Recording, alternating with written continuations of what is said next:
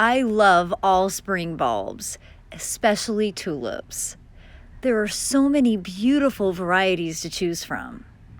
Visit flowerbulbs.com to look at their full assortment. In today's video, I planted the cut flower mix.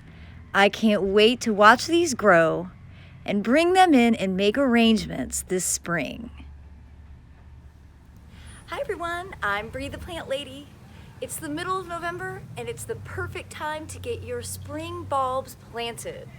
I'm so excited to have these beautiful tulips and alliums from flowerbulbs.com. And I'm even more excited about how I'm going to dig the holes to get the bulbs planted. Check out this super cool auger. This is from Power Planter, and it makes digging the holes a cinch. All you do, what you're left with is the perfect hole to drop your bulb in.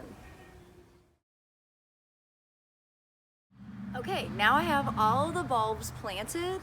The simplest approach is simply going to be to come through with a hard rake and cover all the holes back up. Fall is the best time to get your spring blooming bulbs planted.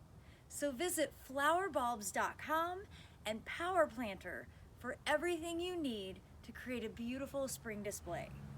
Thanks so much for watching. Happy gardening.